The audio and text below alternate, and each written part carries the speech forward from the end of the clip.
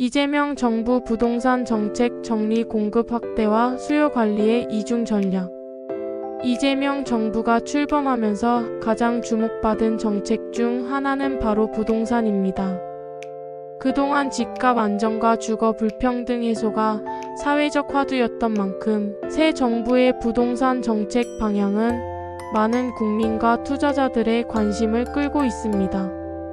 이번 글에서는 이재명 정부가 발표한 부동산 정책의 주요 특징과 기대 효과, 그리고 향후 전망에 대해 살펴보겠습니다. 1. 공급 확대 착공 기준의 새로운 접근. 이재명 정부 부동산 정책의 가장 큰 특징은 공급 중심의 전략입니다. 이전 정부가 인허가 중심의 목표치를 제시했다면 이번 정부는 착공 기준을 채택해 실질적인 공급 실적을 중시했습니다.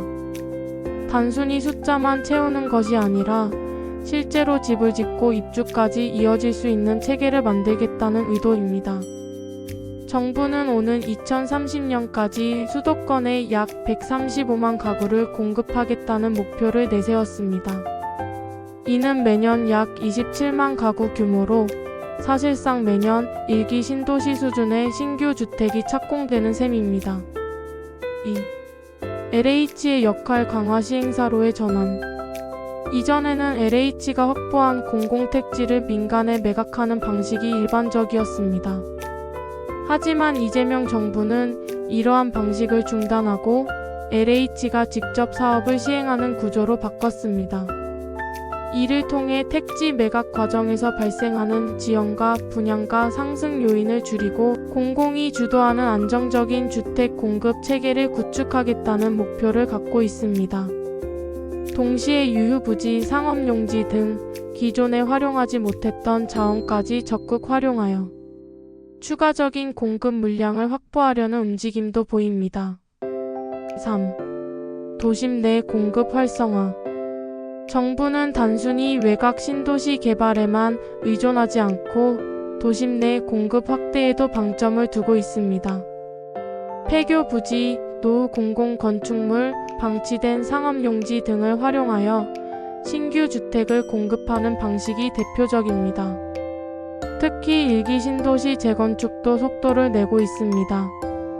노후화된 주거단지를 재건축함으로써 도시 기능을 강화하고 동시에 주거 환경 개선과 공급 확대라는 두 마리 토끼를 잡겠다는 전략입니다.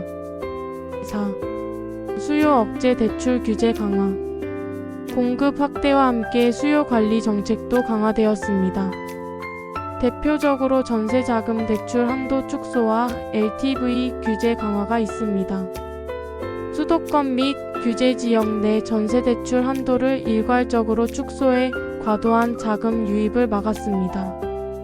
주택담보대출 비율 LTV 역시 규제 지역에서 상한을 낮추어 무분별한 대출을 통한 투자 수요를 차단했습니다. 이러한 조치는 단기적으로는 거래 위축 효과를 가져올 수 있지만 중장기적으로는 시장의 안정성을 높이는 데 기여할 것으로 기대됩니다. 5. 기대 효과.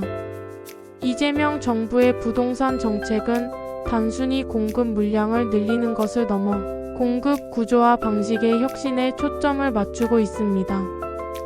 실질적인 공급 확대 착공 기준을 도입함으로써 계획 대비 실적 저조 문제를 해소할 수 있습니다. 공공주도 강화. LH가 직접 사업 시행을 맡으면서 공공성이 강화되고 분양가 안정 효과도 기대됩니다. 도심 재생 효과. 유휴부지와 노후주거 단지의 활용을 통해 도심 내 활력이 회복될 수 있습니다. 6. 우려와 과제. 하지만 정책이 현실에서 안착하기 위해서는 몇 가지 과제가 남아 있습니다. LH 재무 부담. 막대한 부채를 안고 있는 LH가 대규모 사업을 원활히 수행할 수 있을지 의문이 제기됩니다. 공급의 질 문제. 단순히 물량만 늘린다고 해서 시장의 요구에 맞는 주택이 보장되는 것은 아닙니다. 단기 효과. 한계 공급 확대의 효과가 나타나기까지 최소 23년이 걸리기 때문에 단기적인 집값 안정은 제한적일 수 있습니다. 7. 향후 전망.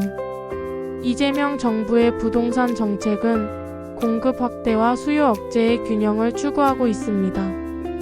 공급 정책은 중장기적으로 시장 안정화에 기여할 수 있지만 단기적으로는 거래 감소와 일부 지역의 가격 변동성이 커질 가능성도 있습니다.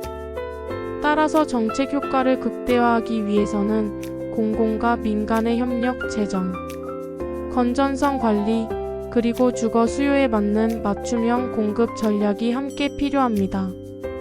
결론. 이재명 정부 부동산 정책은 착공 중심 공급 확대, LH의 직접 시행, 도심 내 재건축 활성화, 대출 규제 강화라는 4가지 키워드로 정리할 수 있습니다. 이는 단기적 가격 안정과 중장기적 공급 확대라는 2가지 목표를 동시에 달성하기 위한 전략입니다. 앞으로 이 정책들이 얼마나 효과적으로 실행될지, 그리고 시장이 어떤 반응을 보일지는 여전히 지켜봐야 하지만 분명히 과거와는 다른 접근을 시도하고 있다는 점에서 큰 의미를 갖습니다.